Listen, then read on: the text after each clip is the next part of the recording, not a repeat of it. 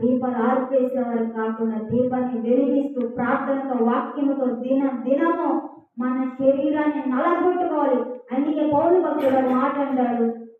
భక్తుడు ఒక మాట అంటాడు. ఏమనంటే, అనేకులకి సువార్తను ప్రకటిస్తూ ఎక్కడ భ్రష్టుడని అయిపోతానని తన శరీరాన్ని ఏం చేస్తాడంట, దినదినము నలగొట్టుకుంటాడంట.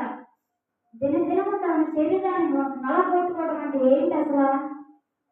ప్రార్థనలో వాక్యములో ఏం చేస్తున్నారు? తన శరీరాన్ని నలగొట్టుకుంటున్నాడంటే ఎక్కడ భ్రష్టుడని అయిపోతాను అని దినము తనకు తానే హెచ్చరించుకుంటున్నాడు. తనకు తానే ఎక్కడ భ్రష్టుడని అయిపోతాను ప్రభు, ప్రార్థనలో వాక్యంలో నన్ను నలగొట్టండి నా శరీరాన్ని.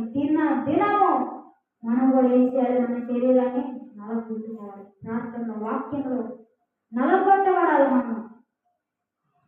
కాబట్టి మనం ఎలా ఉంటున్నాం? 10 మంది కన్యకులు ఎంతమంది ఎత్తబడ్డారు? 5గురు మాత్రం ఎత్తబడ్డారంట. దీపాలు ఆర్పి వేయబడ్డాయి. 5గురు మాత్రం వెలుగుతా ఉన్నాయంట. కావాల్సిన దానికన్నా ఎక్కువ నూనె వాళ్ళ దగ్గర ఉంది. మరి మరి మరి మన దీపాలు వెలుగుతా ఉన్నాయా?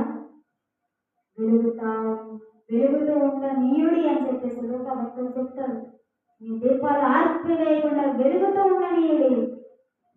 కాబట్టి మన దీపాలు వెలుగుతూ ఉండాలి. వారి భక్తి అంట దేవునికి దూరంగా ఉందంట. వారి హృదయం దేవునికి దూరంగా ఉందంట. అందరు భక్తులే కదా, అందరు విశ్వాసులే. కానీ మన హృదయం ఎలా ఉంది? దేవుడు పేరు పని చూసేవాడు కదా. ఏం చేస్తాడని దేవుడు ఏం చూస్తాడంటే హృదయాన్ని చూసేవాడు, హృదయంతరాన్ని చూసేవాడు. మన హృదయం ఎలా ఉంది? దేవునికి ఇష్టంగా ఉందా?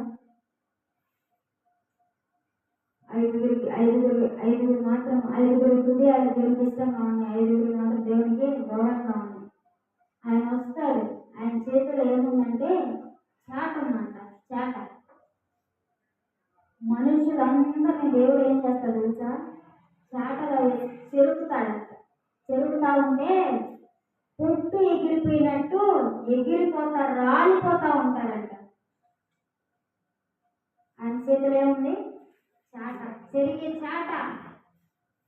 ఆయన వస్తాడు, వచ్చి చాట వేసి చెరుకుతా ఉంటాడు. పొట్టు రాలిపోయినట్టు రాలిపోతారు, ఎగిరిపోతారు. మరి నువ్వు ఏ కోపం చెందిన దాన్ని నువ్వే పరిశీలన చేసుకుని హృదయం ఎలా ఉంది? ఎలాంటి వ్యక్తిగా ఉంటున్నావు? ఆ 3 యవనస్తులు అయితే ప్రత్యేకంగా జీవించారు. దేవునికి మాదిరి, దేవుడు మనకు మాదిరిగా జీవించాడు మొదట. తర్వాత ఆ 3 యవనస్తులు దేవుడి కోసం సాక్షిగా బ్రతికారు. ఈ రోజు వారి గురించి మనం ఇలా చెప్పుకుంటున్నామంటే అన్నాడు వారు ఎంత భక్తిగా జీవించారు, ఎంత ప్రత్యేకంగా జీవించారు. దేవుడు వారి గురించి సాక్ష్యం ఇచ్చాడు. రాజుగారు మారు మనసు పొందారు కదా. ఆయన క్రియలు ఎంత బ్రహ్మాండమైన, ఎంత గొప్పవి. చెట్లకు మేకి అగ్నిగా వారి దేవుడు పూజార్హుడు అని సాక్ష్యం ఇచ్చాడు. దేవుడికి స్తోత్రం కలుగుగాక. హల్లెలూయా. వారి దేవుడు అంట ఎలాంటి వాడంట? పూజార్హుడు, బ్రహ్మాండమైన ఆయన క్రియలు అని సాక్ష్యం ఇస్తున్నాడు. ఇక్కడ రాజుకు నెబుకద్నెజరు ఎంత కోపిష్టి మనిషి. ఆ 3 యవనస్తుల ద్వారా రాజు యొక్క మనసు మార్చివేశారు. రాజు యొక్క మనసు మారిపోయింది. రాజు మారు మనసు పొందాడు.